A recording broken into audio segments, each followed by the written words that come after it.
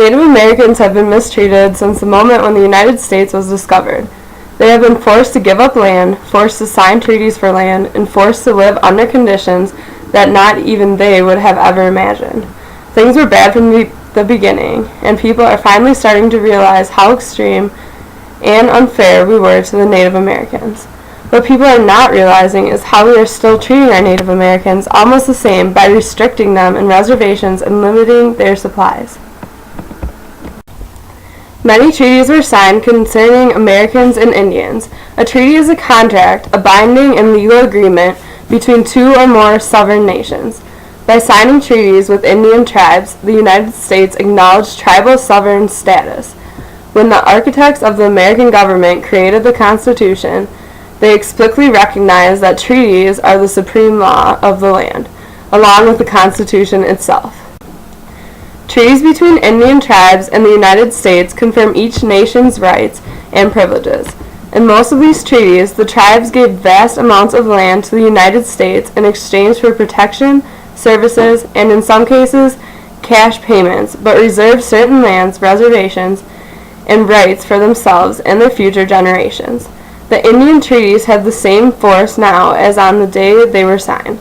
Like the Constitution and Bill of Rights, treaties do not expire with time. In return for the vast Indian holdings and resources, the United States made certain promises within the treaties. These were like protection for Indians from attacks upon their lands. This protection included legal assistance, health care, education, sovereignty and religious freedom, confirmation and protection of certain rights like self-government, fishing and hunting rights, and jurisdiction over their own lands.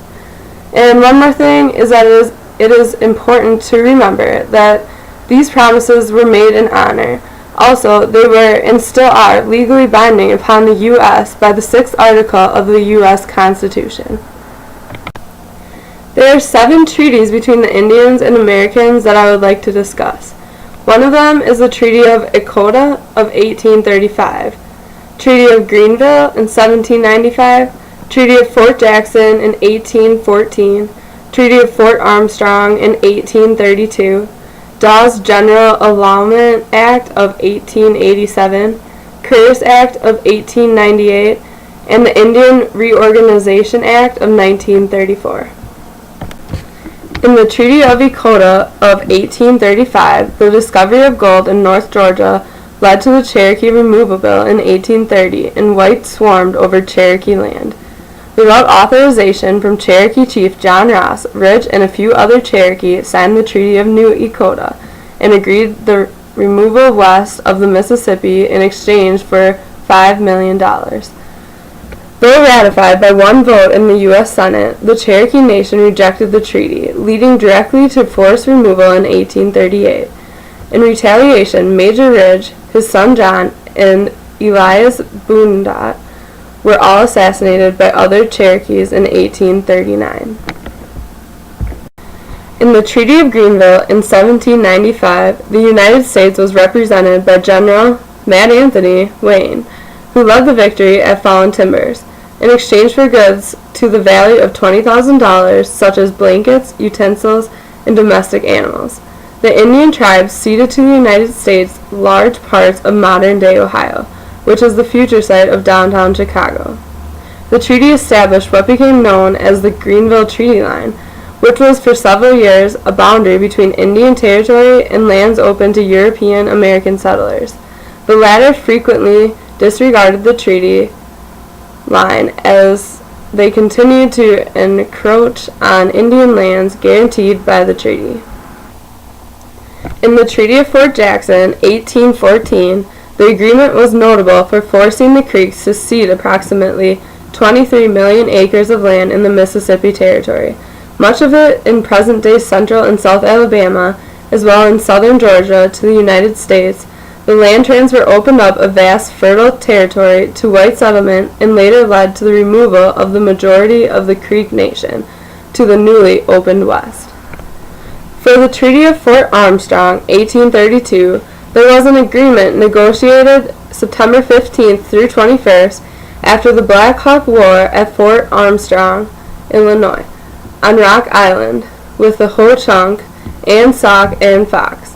The Ho-Chunk ceded all their remaining territory south of the Wisconsin River. The Sauk and Fox ceded the Iowa shore of the Mississippi.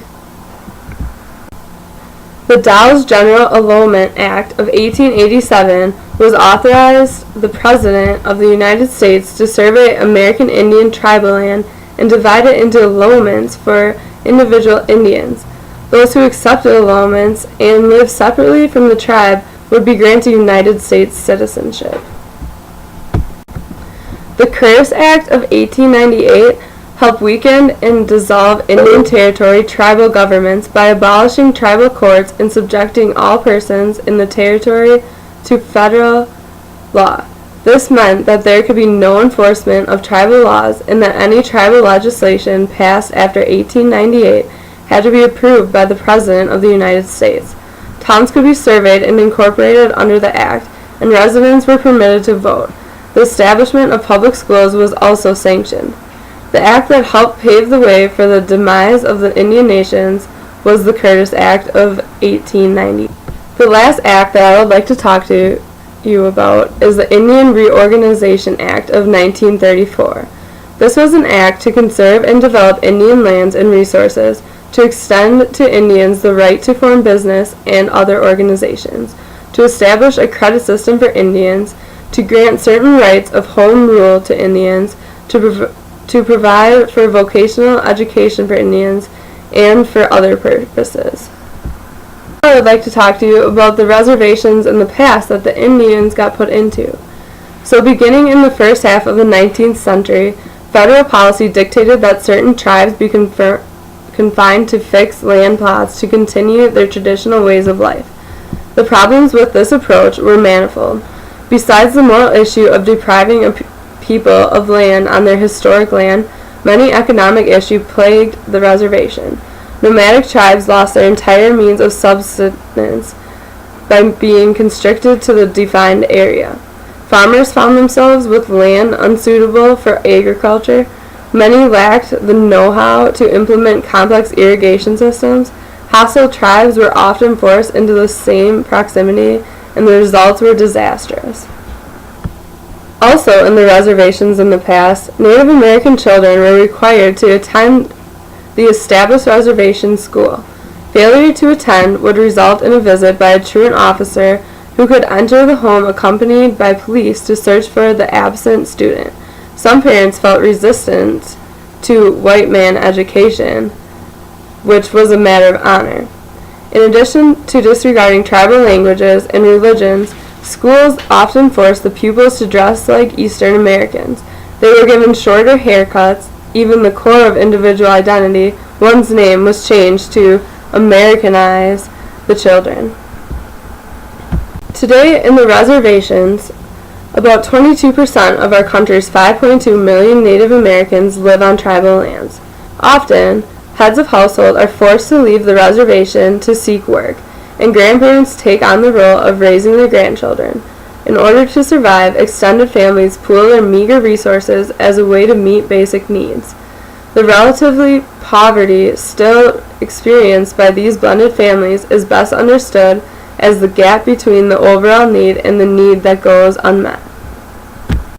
Today in reservations, it is not uncommon for 3 or more generations to live in a 2-bedroom home with inadequate plumbing, kitchen facilities, cooling, and heating. The pressure to shift from a traditional way of life toward a Western lifestyle has dramatically impacted the health and welfare of the Native peoples and created a terrible epidemic of chronic disease such as diabetes, heart disease, tuberculosis, and cancer. Also, the Indian languages are becoming extinct because they are learning the American way. So, as I was saying, Native Americans have been mistreated since the moment when the United States was discovered. They have been forced to give up land, forced to sign treaties for land, and forced to live under conditions that not even they would have ever imagined. Things were bad from the beginning, and people are starting to realize how extreme and unfair we were to them. But what people are not realizing is how we are still treating them, and that needs to change.